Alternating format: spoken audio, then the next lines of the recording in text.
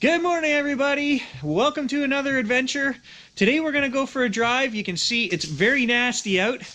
I was hoping it was going to be better than that. It's actually freezing rain a little bit, but I've got some driving I have to do.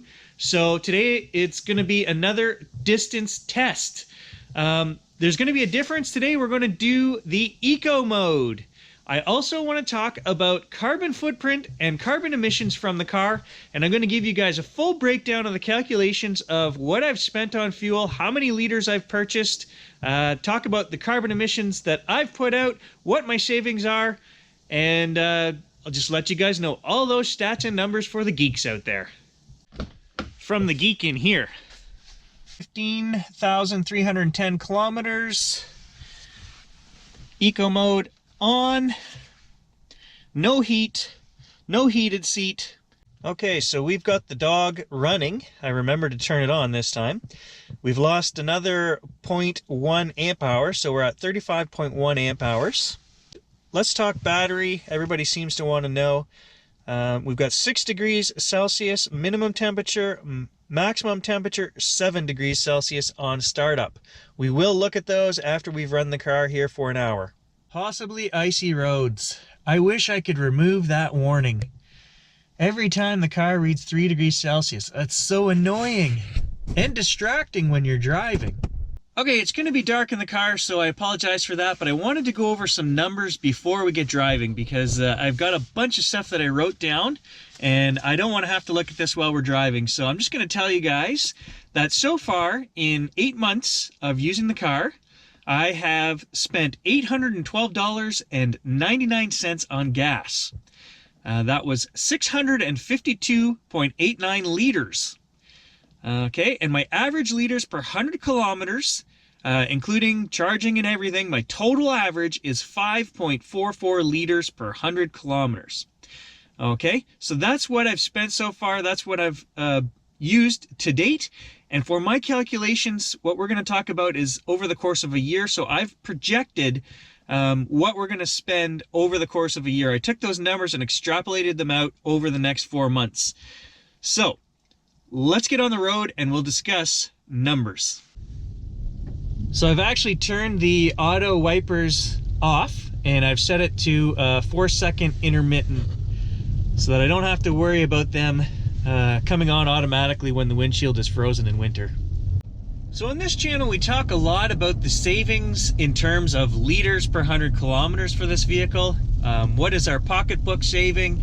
How much money did we save this year, etc. But today I want to talk about something a little bit different, and that's the actual green side. What are you saving in terms of carbon footprint by driving this vehicle? The first thing you need to know is that burning 1 liter of fuel is going to equate to 2.3 kilograms of CO2 added to the atmosphere. The second thing you're going to need to know is the average Canadian vehicle burns 2,000 liters of fuel per year. And that's actually very close to what I burnt last year.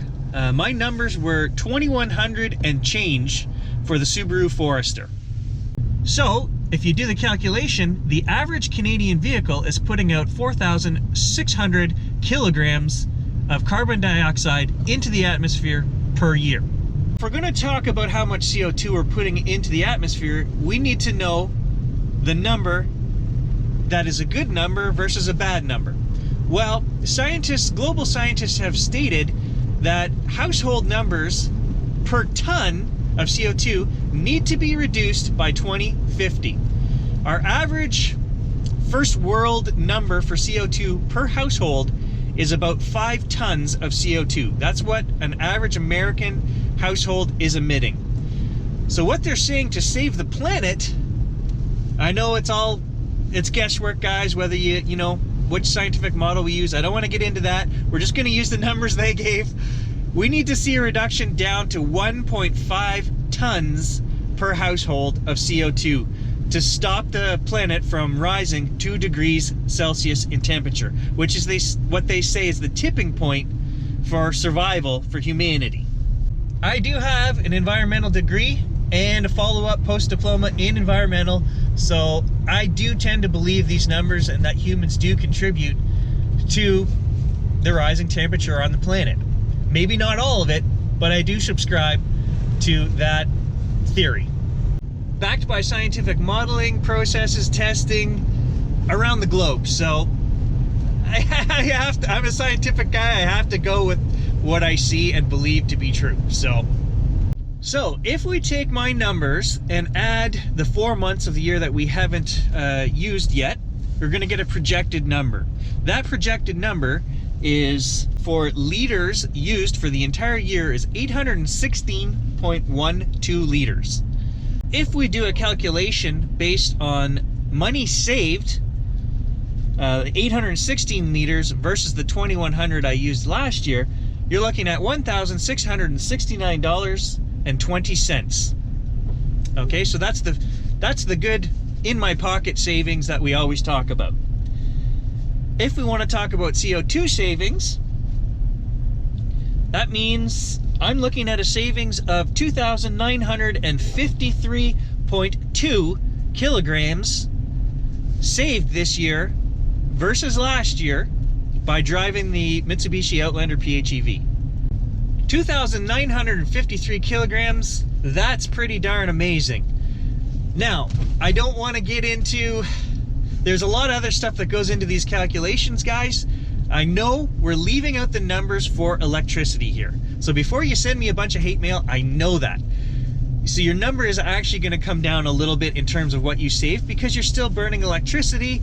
To do those calculations, you would need to know exactly where your electricity is coming from. Unless you have a solar system in your backyard, which means zero, all green, the best way to cut your CO2 emissions is to just not drive.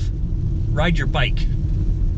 I know it's a touchy subject, guys, and 50% of the viewers believe that humans are affecting climate change, and 50% say, oh, hell, it has nothing to do with humans. I understand that. Just be kind. Don't hate too much, guys.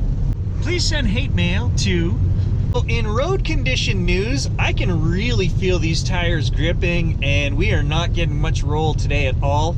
There's almost a slight crust on top of the road because of the freezing rain.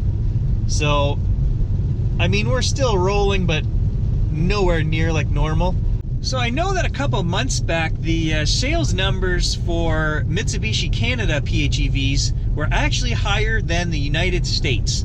I cannot figure that out any way, shape, or form. I don't even want to get into the politics of that, but let's go with those numbers. We'll advance them a little bit, and we'll say that it was 4,000 and some units had been sold in Canada at that time when I was looking at it. So let's say 5,000. Let's round it up to 5,000 units right now. 5,000 units times 2,953 kilograms, you can do the math. That's a change right there, guys. That is a positive change that can be made from driving these vehicles.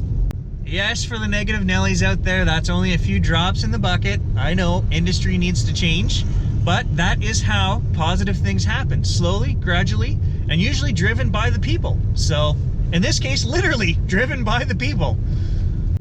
I should mention that when I did my initial calculations for this vehicle for what I was going to save on fuel, the number was quite a bit higher. It was around $2,500. But that number was based on the combined liters with charging that they had in the book, which was somewhere around just over 3 liters per 100 kilometers. So my real world numbers are quite a bit higher.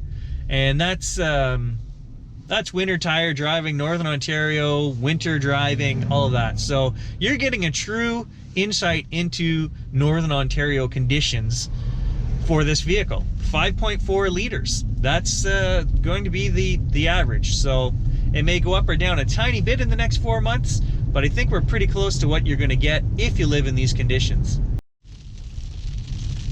And that is freezing rain.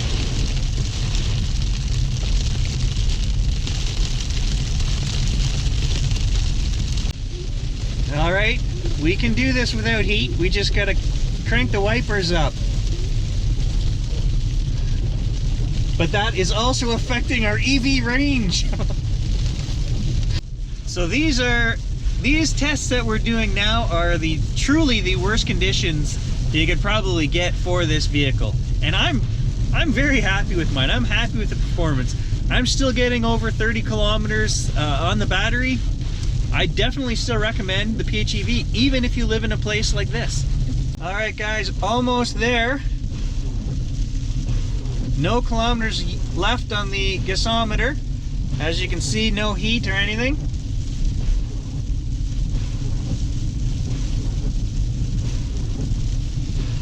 So we're actually making it home without heat. We've just got double time on the windshield wipers. Okay, EV mode canceled. The engine just kicked on right there. 35.4 kilometers. I'll show you guys the eco information. 99%, 20.7 kilowatt hours. The battery, 9 degrees minimum, 12 degrees maximum. Okay, so the top trip here is the one we just did, guys. 96.5% EV, 58 minutes, 26.1% glide time, 5.6% regen. And we can see that our maximum speed was 68 kilometers and our average was 37.2. And there's the other numbers. If you guys care to look or see anything, you can just pause it on that screen. Hopefully you can see it.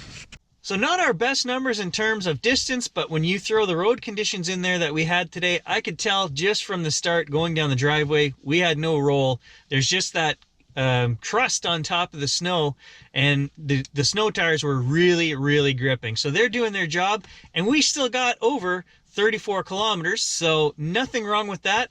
I'll take those numbers any day of the week. Thanks for joining me, guys, and taking a look at your carbon footprint. And that's what the back of your PHEV should look like if you're driving it properly in Northern Ontario conditions.